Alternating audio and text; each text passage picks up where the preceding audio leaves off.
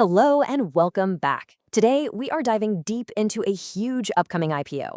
We're talking about a company that might just be protecting the house next door, Europe's security behemoth, Verisure. That's right, Verisure is about to hit the Nasdaq Stockholm, and they're looking to raise a massive 3.1 billion euros. Now, this isn't just your average IPO, it's one of the biggest we've seen in Europe for a while, and it means a major player in the security game is about to go public. And that, of course, brings us to the big question, right? The one that every single potential investor is asking themselves. With a business built on safety and a price tag this high, is Verisure itself actually a secure investment? Well, that is exactly what we are going to unpack. So here's our game plan. We'll look at how Verisure actually makes its money. We'll break down the arguments for and against investing. We'll crunch the key numbers from the IPO, and we'll wrap it all up with the final question. Is this a growth story or is it a debt trap?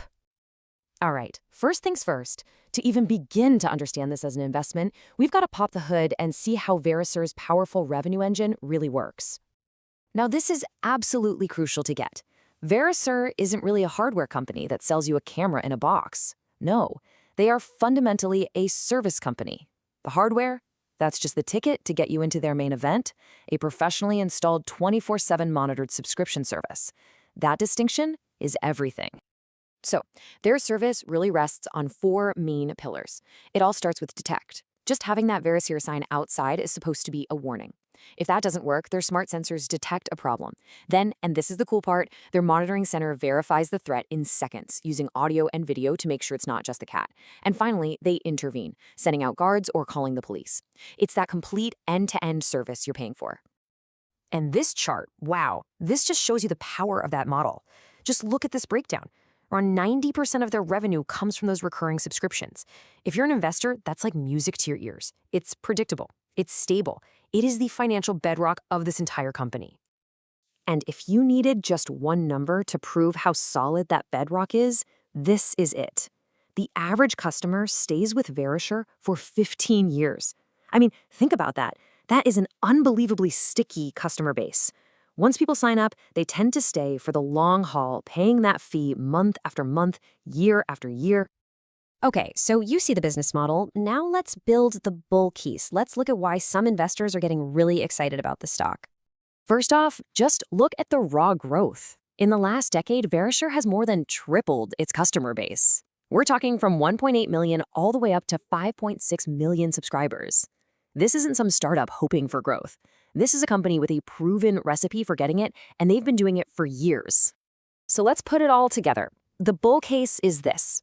You're buying into a market leader that is 5 times bigger than its nearest competitor.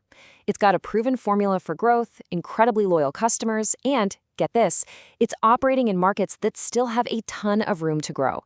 Plus, this business has shown it can grow profitably through thick and thin for over 20 years. That is a really compelling story. But, you knew there was a but, right? It's not all smooth sailing. Every big investment has its risks, and we absolutely have to look at the other side of the coin. So let's talk about the bear case and the specific headwinds this company is facing. Now this slide, this really gets to the core tension of this whole investment. On one hand, you've got incredible financial strength. I mean, a 45% adjusted EBITDA margin is fantastic. But on the other hand, you have a massive financial risk, a mountain of debt that's going to be sitting at nearly 5 billion euros even after the IPO. And that debt needs to be paid. And speaking of costs, here's a very real, very big one that's coming right at them.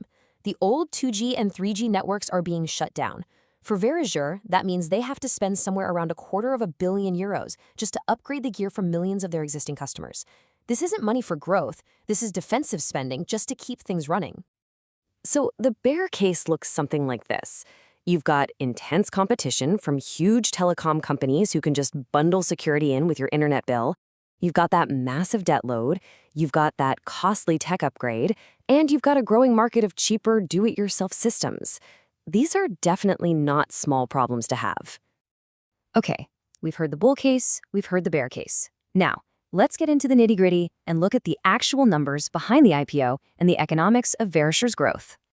Here are the basics. The ticker is going to be VSURE. They're looking for a price somewhere between about 12 and 13.5 euros a share. And that 3.1 billion they plan to raise, it's going to two main things: paying down some of that debt we just talked about, and funding an acquisition to expand into Mexico. All right, now for some really critical numbers, the unit economics. This year, it cost Verisure on average 1,438 euros to get one new customer in the door. Now, that's a pretty big upfront cost. So the question is, how long does it take for them to make that money back? And here's the answer. 3.6 years. That's their payback period. So after a little over 3.5 years of a customer paying their monthly bill, Verisure has earned back that initial investment. From that point on, it's all profit. And remember, that customer stays for 15 years. So what does that return actually look like? Well, the company estimates its unlevered internal rate of return, or IRR, is around 20%. Now, think of IRR as basically the annual rate of growth an investment generates. 20% is a very, very strong return.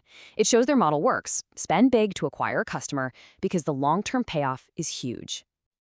Okay, we have covered a ton of ground. So let's bring this all home and really frame the final decision an investor has to make here.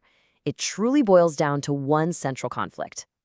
The bull view sees a fortress, a dominant, profitable company with that amazing recurring revenue and a long road of growth ahead.